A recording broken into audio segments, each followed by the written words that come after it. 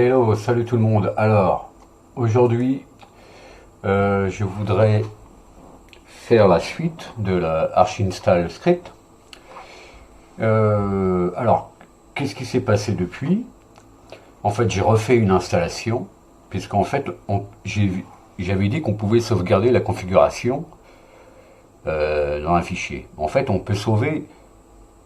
Il y a trois configurations qui se passent. Il y a la configuration elle-même, il y a la configuration des mots de passe et utilisateur, et configuration des disques, enfin du layout qu'on a choisi, le type de partition, etc. Et voilà. Donc en fait on sauvegarde trois fichiers. Donc je vais montrer comment on fait.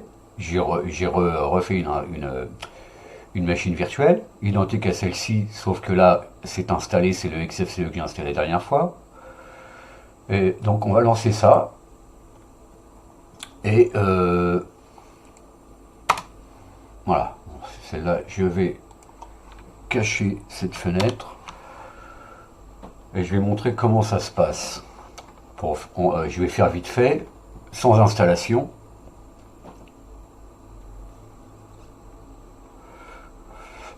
Pour qu'on puisse voir.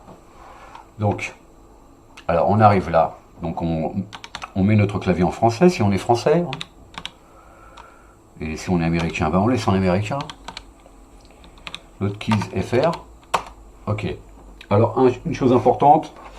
Bon, j'ai vu que depuis l'installation l'édition de l'ISO proposée par Arch Linux au mois de mars, là on est le 26, donc on arrive à la fin, il y a quand même eu des petits changements dans les clés. Donc on met tout de suite à jour les clés. Donc, et les dépôts. Donc, et on met Arch Linux Keyring. Et puis on va se mettre wget, parce que je vais montrer comment on fait après.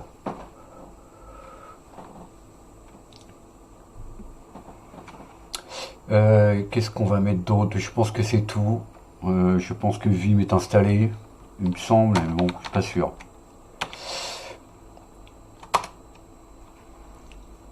Ok, donc il y a eu des changements dans Arch Linux Keyring. Hein. Donc voilà, on met à jour les clés, on installe nos logiciels. Ok, alors, bon, je suis désolé, là c'est un peu petit la police, mais c'est juste pour le démo. Donc quand on fait Arch Install,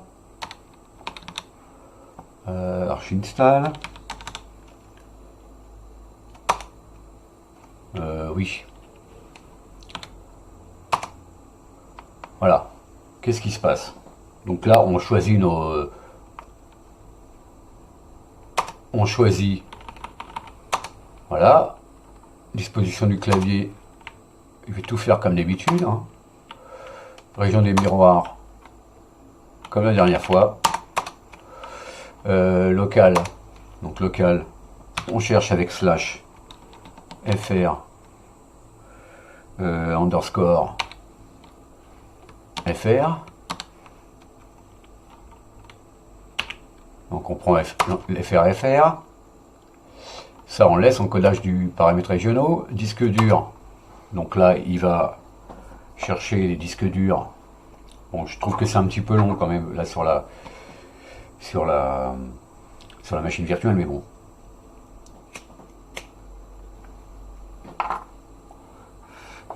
Donc normalement, une fois qu'on a terminé de tout paramétrer notre installation, voilà, donc on part avec barre d'espace, entrée, disposition du disque, on fait effacer tout, on choisit la partition principale, on choisit le système du fichier qu'on veut, donc je prends ça, un home séparé, oui pourquoi pas. Pas de chiffrage de disque, chargeur d'amorçage, on prend Grub, enfin je prends Grub, swap d'accord, nom d'hôte, on va laisser Arch Linux, mot de passe route, ok, c'est faible, mais je continue, ok, compte utilisateur, on ajoute un utilisateur. Ok, Arcus. Il lui faut un mot de passe. Ok, oui. Alors, choisissez bien oui hein, ici hein, pour avoir sudo. Parce que si vous définissez pas de mot de passe root, dans les prochaines installations, vous ne pourrez rien faire. Donc après, à la fin de l'installation, normalement, on vous propose d'aller dans le root. Donc vous pouvez toujours créer votre mot de passe root ici. Voilà. On ajoute ou on confirme et on quitte. Ok. Profil. Profil, on a dit qu'on prenait un desktop. Donc je prends XFCE comme la dernière fois. Les drivers, je suis sur une machine virtuelle, je prends ça. Audio, je prends plus audio parce que je suis un vieil idiot. Noyau, on va laisser Linux. Paquet supplémentaire. Bon alors, paquet supplémentaire, on va mettre les headers du kernel. D'accord. On va mettre machine virtuelle, donc VirtualBox guest utils. J'avais dit Firefox. Et puis on va mettre Vim hein, pour commencer à travailler. Ok. Fuseau horaire, on choisit, on fait un slash, on cherche Europe slash Paris. Ok. Synchronisation de l'heure NTP, oui. Là, ça va pas nous mettre NTPD, ça va nous mettre systemd time 5 machin. Donc c'est bon. Ça, référentiel supplémentaire, on a vu que c'était, si vous voulez, multilib. On met multilib, si on, voilà, on s'en fout. Donc là, on fait escape si on fait rien. Ok, d'accord. Ensuite, là, on fait enregistrer la configuration. Et là, oui, on voit plusieurs configurations. Donc, on fait tout enregistrer. Et on choisit un répertoire. Alors, le répertoire que je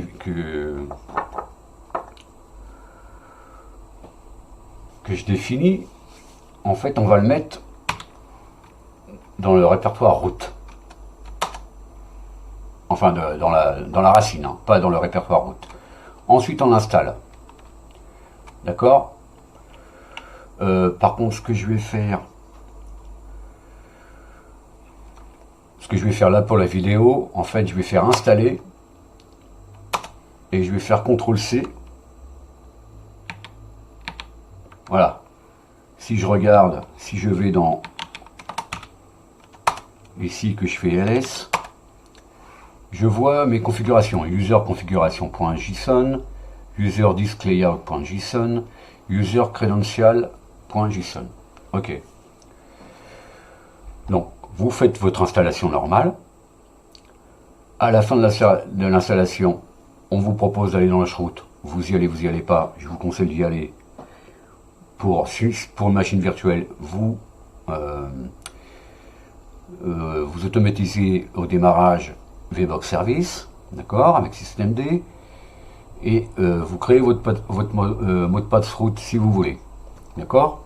Sinon, vous le faites là, mais ça ne sera pas contenu dans le... Voilà, vaut mieux pas avoir le mot de passe root qui traîne sur des configurations. Donc là, j'ai mes configurations. Ce que j'ai fait, moi,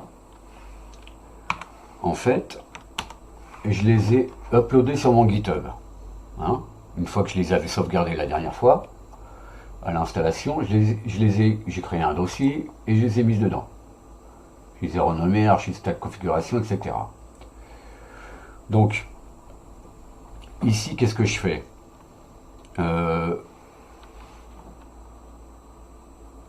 Comment ça se passe? En fait, quand vous êtes sur une machine virtuelle, donc maintenant, ce que je vais faire, je vais supprimer ici tous les fichiers .json, comme ça on n'aura plus de configuration, d'accord. Et si je refais archinstall, voilà, qu'est-ce qui se passe? Je suis en anglais, rien n'est paramétré, d'accord. Ok, on va faire quitter, on va faire abort. Bon, maintenant, Donc j'ai uploadé mes fichiers. Qu'est-ce qui va se passer? Donc ici, je regarde, je vais faire raw, et là j'ai l'adresse, d'accord? Je changerai juste la fin des fichiers. Donc on a vu tout à l'heure, j'ai installé wget. Donc on va télécharger. On va plutôt se rendre dans, parce que là si je fais ls, voilà, j'ai plus mes fichiers .json, d'accord? Donc je vais aller dans mon dossier. Donc là, comme je suis root, bah, je vais dans root. ls ls-la. Voilà, tu vois, il y a quelque chose. Alors je vais faire wget et je vais aller chercher donc mes fichiers. Donc https raw.github. Bon, alors si vous pouvez le faire en local si vous avez une machine, donc vous pouvez stocker sur un serveur ou sur un poste principal vos configurations de Arch install, ce qui vous permet à chaque fois, bah, si vous voulez installer sur une nouvelle machine ou faire une réinstallation, et bien en SSH, bah, vous allez chercher vos fichiers tout simplement sur votre serveur. Donc GitHub user content.com slash bah, mon nom d'utilisateur sur GitHub, donc voilà, slash .files, c'est là que je les ai mises, slash main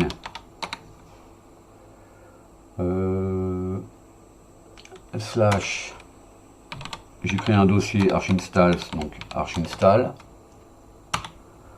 et je sais pas si je peux lui mettre tous les points de JSON. On va voir si wget me fait ça. Qu'est-ce qu'il veut? No match. Bon, écoute, on va les faire un par un, hein.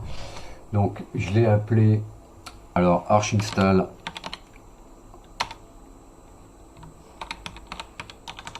underscore configuration.json. Voilà. Ensuite, on a, je crois que c'est disque layout.json. C'est peut-être au pluriel, que je dise pas de bêtises. Non, c'est au singulier, d'accord. Et puis il y en a un troisième fichier qui s'appelle credentials. Credentials. Voilà, donc là j'ai mes trois fichiers, hein. J'ai téléchargé mes trois fichiers. Et bien maintenant je vais faire alors on fait Python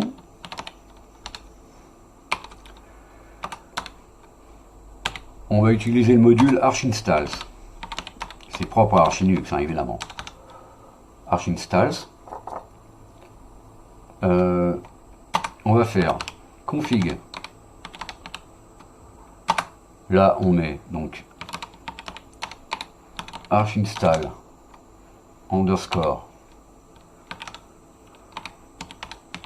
configuration point JSON. Ensuite, deux tirets. Comme on a mis config, maintenant on va mettre pour les credentials, donc on va mettre creds.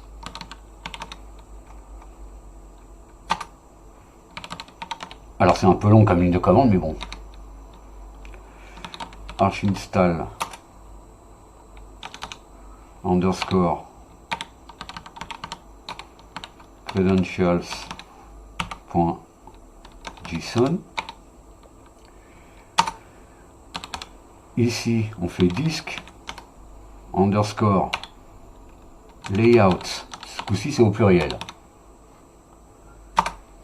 Et on choisit arch installs underscore disk layout point JSON.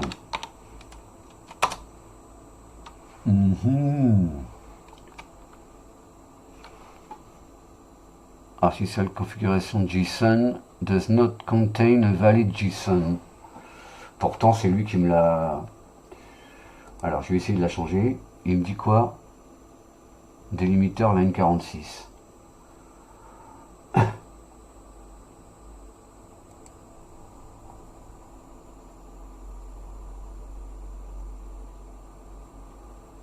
Ah oui. Alors, là, soit on peut le faire dans la machine virtuelle, c'est-à-dire que j'ai installé Vim, on peut le faire. Soit, là je vais le faire sur le GitHub, mais là il manque une virgule ici. D'accord? Ok. Donc je vais retélécharger.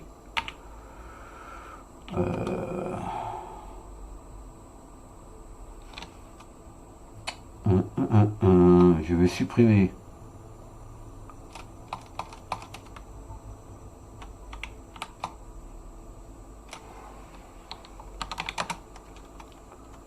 Voilà, et je vais le retélécharger.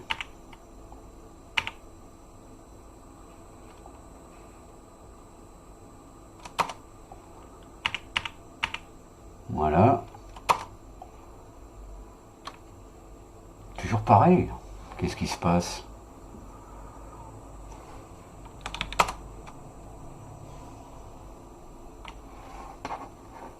Line 46, colonne 9. Alors, pourtant, je les ai juste validés avec le truc. Line 46.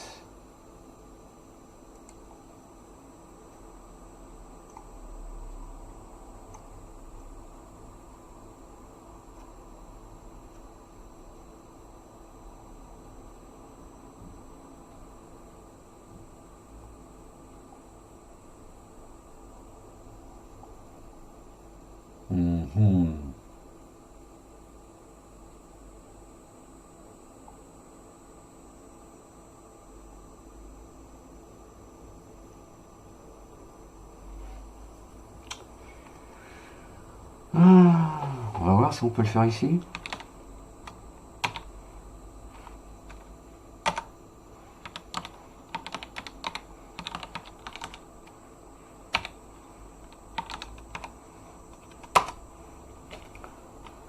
Ah, apparemment là, oui, apparemment, il me met qu'il y a un truc qui va pas.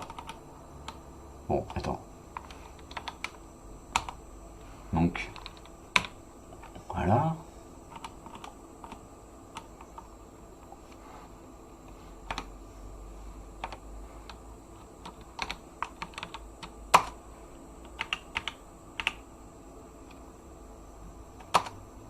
Voilà. Donc là, il réfléchit. Pardon.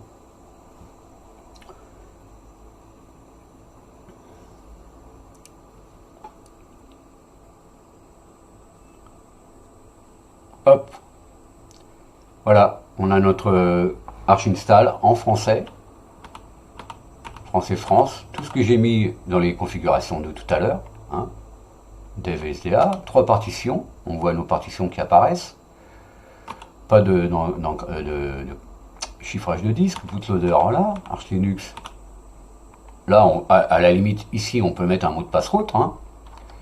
Un utilisateur, on voit bien notre Arcus, son mot de passe, sudo true, profile, bon desktop.py, donc c'est du Python, on a choisi XFCE. On a choisi Pulse Audio, Linux, et nos paquets supplémentaires. Network Manager, Paris, machin. On n'a pas choisi de truc. Voilà, on a fait sauvegarder l'état là, on a choisi. Maintenant, on peut faire install. Alors,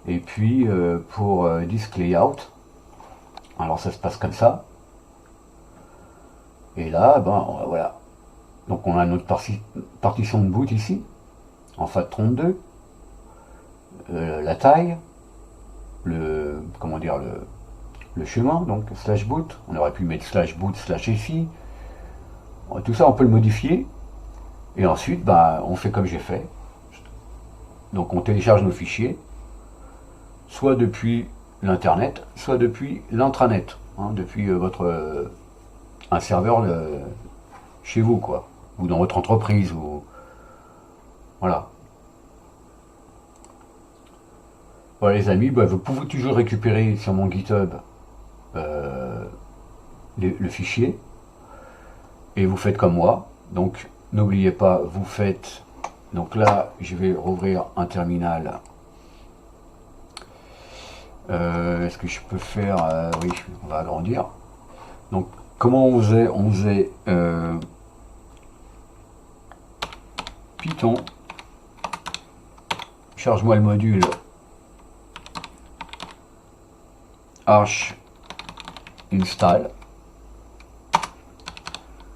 config espace, ok, ma config.json.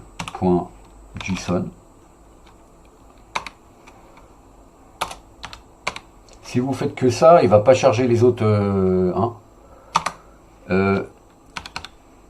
pour vos mots de passe et création d'utilisateurs, donc creds. Donc là, bah, ça va être qu'est-ce que j'ai fait, quoi, mon utilisateur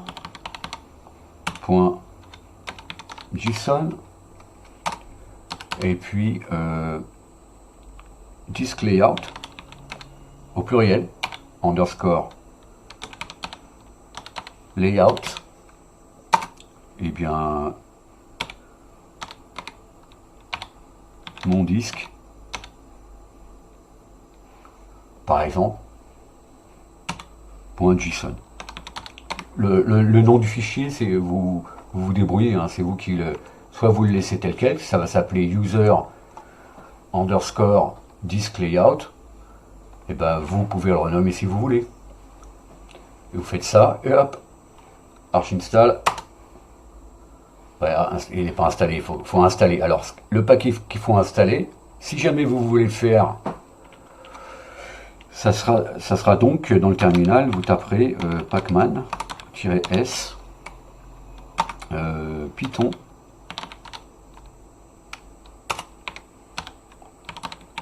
arch install, tout simplement.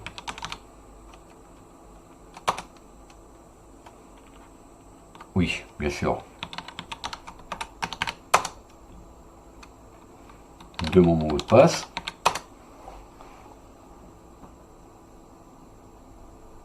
Ah oui.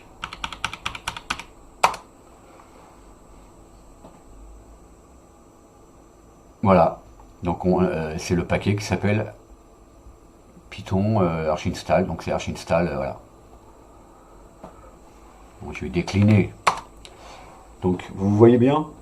Donc l'intérêt, bah, effectivement, c'est de créer, on va dire, des squelettes d'installation que vous modifiez à votre guise, selon les besoins dans une entreprise ou chez vous, sur plusieurs machines.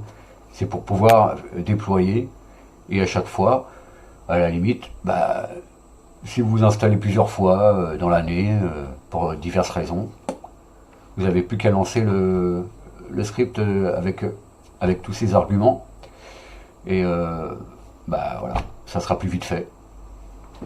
Si vous voulez des installations, on va dire, schématisées. Voilà les amis, donc, eh bien, je vous dis à la prochaine. J'espère que cette petite vidéo complémentaire à la suivante vous a plu. Et je vous dis à la prochaine. Allez, salut!